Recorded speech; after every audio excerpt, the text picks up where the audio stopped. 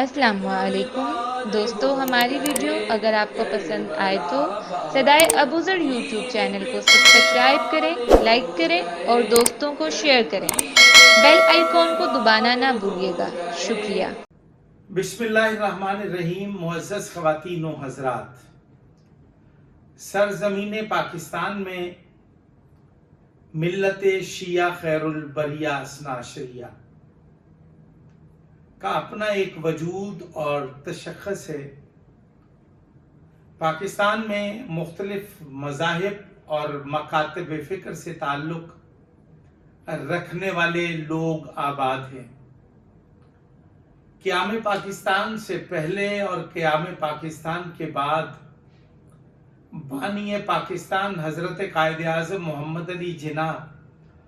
رحمت اللہ علیہ نے فکر اقبال سے، یعنی کہ حکیم الامت علامہ ڈاکٹر محمد اقبال رحمت اللہ علیہ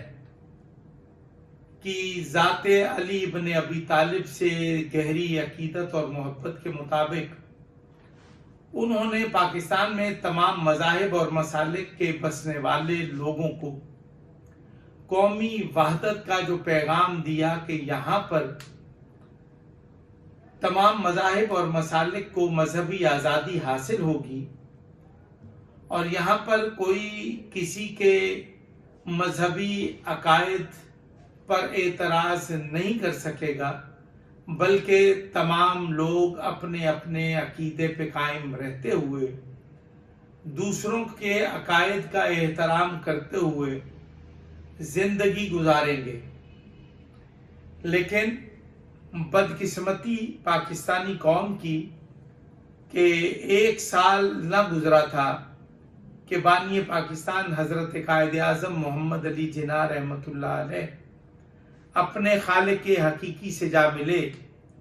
اور ان کی شبانہ روز محنتوں کے صلے کے طور پر معرض وجود میں آنے والی سونی دھرتی پاکستان کی کشتی ڈگمگانے لگی۔ لیکن ہمارے اسلاف نے جو باہمی اتحاد اور احترام کی رسم کو عام کیا،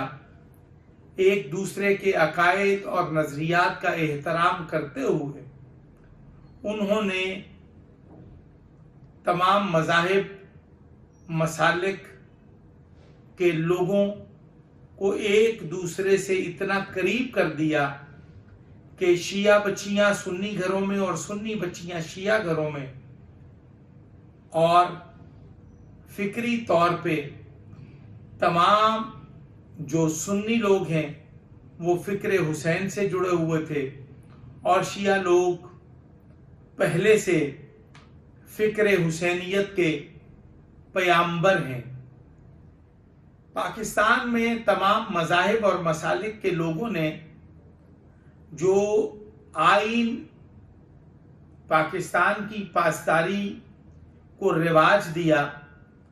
یہاں پر شیعہ سنی دیوبندی بریلوی اہل حدیث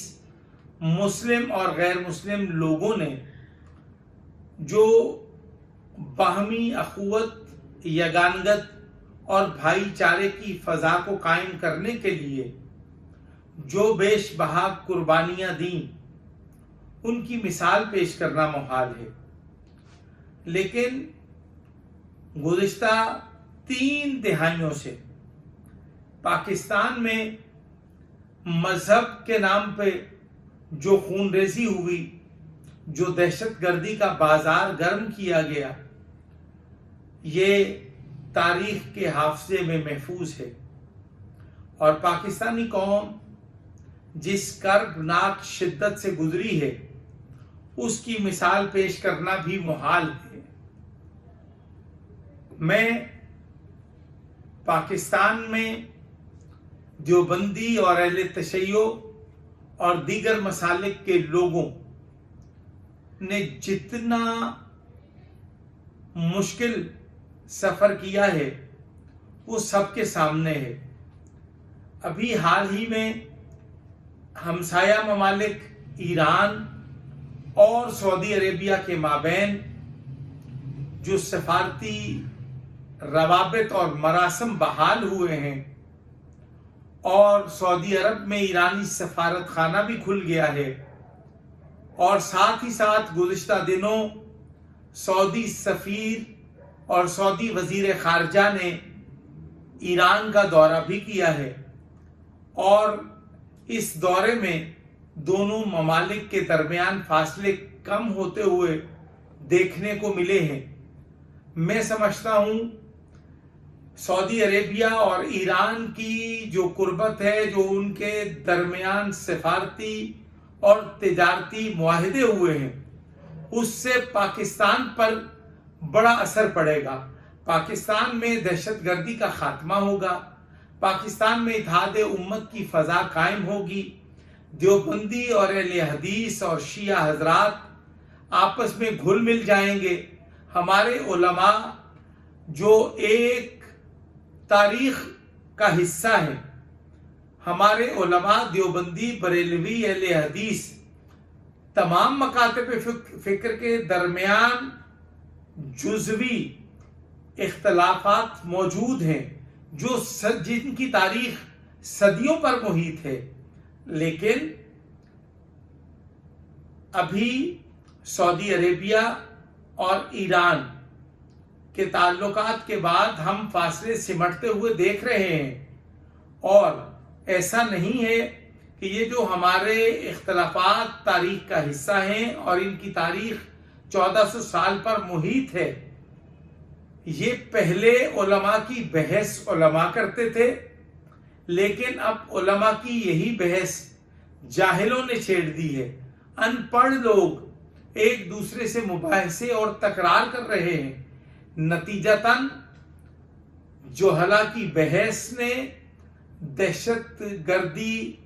کی رسم کو عام کرنے میں اپنا کردار ادا کیا ہے، جس کی سب سے بڑی وجہ یہ کہ ہمارے ہاں تعلیم کا فقدان اور علم دوستی کا رواج نہیں رہا۔ اب ماشاءاللہ سے جدید دور ہے، نوجوان نسل جو ہے وہ علم دوستی کی طرف راغب ہے اور متوجہ ہے۔ ہم یہ سمجھتے ہیں کہ اگر پاکستانی قوم باہمی خلفشار کو دور کر کے قومی اتحاد اور قومی وحدت کی ضرورت کو محسوس کریں، اور تمام مذاہب اور مسالک کے لوگ ایک دوسرے کے عقائد و نظریات کا احترام کرتے ہوئے ایک دوسرے کے ساتھ گھل مل جائیں، اور ایک دوسرے کی مذہبی عبادات پر تنقید کرنے کی بجائے کھلے دل کے ساتھ ان کے نظریات پر جو اثبات اور مصدقہ شواہد اور دلائل اور براہین ہیں ان کو سنا اور سمجھا جائے، اور اگر بات سمجھ میں نہ آئے تو ان کو ان کے حال پہ چھوڑ دیا جائے، اور ہم اپنے حال میں مگن رہ کر ہم اپنے عقیدے پہ قائم رہیں اور وہ اپنے عقائد پہ قائم رہیں۔ یہی پاکستان کی سالمیت، خوشحالی اور ہمارا ایک مضبوط پاکستانی قوم کی حیثیت سے اقوام عالم میں وجود قائم ہو سکتا ہے۔